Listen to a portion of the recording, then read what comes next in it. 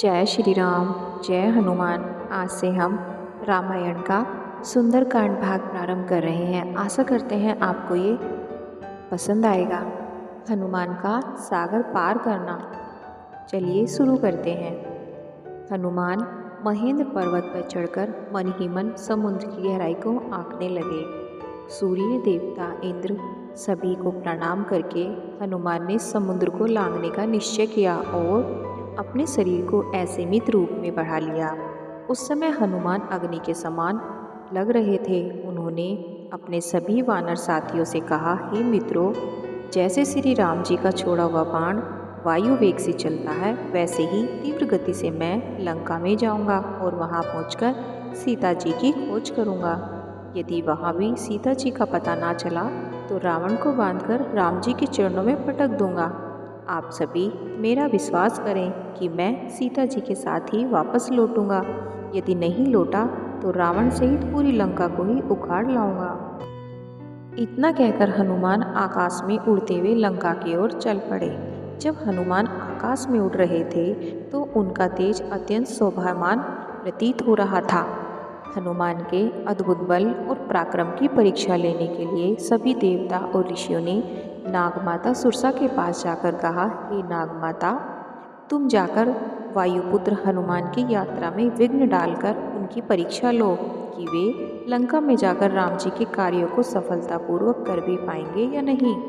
सुरसा एक बड़ी राक्षसनी का रूप धारण करके समुद्र के बीचों बीच जाकर खड़ी हो गई और उसने अपने रूप को अत्यंत विकराल बना लिया।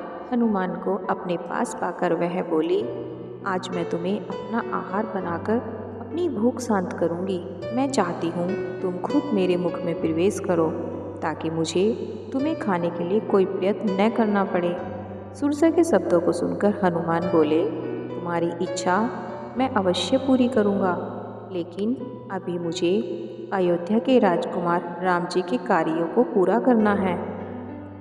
उनकी पत्नी सीता को रावण चुराकर लंका ले गया है। मैं उनकी खोज करने के लिए ही जा रहा हूँ। तुम भी राम के राज्य में रहती हो, इसलिए इस कार्य में तुम मेरी मदद करो। ये तुम्हारा भी कर्तव्य बनता है। लंका से जब मैं अपना कार्य सिद्ध करके लौटूंगा तब अवश्य ही तुम्हारे मुख में प्रवेश करूंगा। मैं तुम्हें इस बात का वचन देता हूँ। सुरसा हनुमान की बात को काटते हुए बोली, जब तक तुम मेरे मुख में प्रवेश न करोगे मैं तुम्हारे मार्ग से नहीं हटूंगी। यह सुनकर हनुमान बोले, अच्छा, तुम अपने मुख को अधिक से अधिक खोलकर मुझे निगल लो, मैं तुम्हारे मुख में प्रवेश करने को तैयार हूँ। यह कहकर महाबली हनुमान ने योग शक्ति से अपने शरीर का आकार बढ़ा लिया, 40 कोस का कर लिया। सुरसा भी अपूर्व शक्तियों से संपन्न थी। उसने तत्काल अपना मुख 80 कोस तक फैला लिया। जब हनुमान ने अपना शरीर एक अंगूठी के समान बना लिया और तत्काल उसके मुख में प्रवेश करके जल्दी से बाहर निकल आए। हनुमान अत्यंत चतुर और चालाक थे। वो बोले, अच्छा सुरसा, तुम्हारी इच्छा पूरी हुई, अब मैं जाता हूँ, प्रणाम। इतना कहकर हनुमान आकाश में उड़ गए। पवनसुत थोड़ी दूर ही गए थे कि सिंहिका नाम की राक्षसनी की नज़र उन पर पड़ी। वह हनुमान को खाने के लिए तड़प उठी। वह छाया ग्रहण विद्या में पारंगत थी। जिस किसी प्राणी की छाया पकड़ लेती वह उसके बंधन में बंधा चला आता। जब उसने हनुमान की छाया को पकड़ लिया तो हनुमान की गति रुक गई। उन्होंने बड़े आश्चर्य से सिंहिका की तरफ देखा।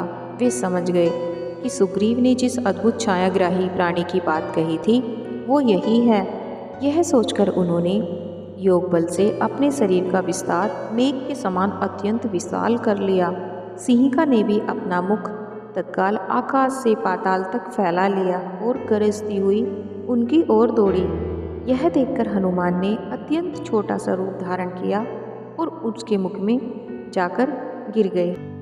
मुख में प्रवेश करते ही हनुमान ने अपने तेज धारदार नाखूनों से उसके मर्म स्थलों को फाड़ डाला। उसके बाद बड़ी फुर्ती से बाहर निकलकर आकाश की ओर उड़ चले। राक्षसनी छत विछत होकर समुद्र में गिर गई और मर गई।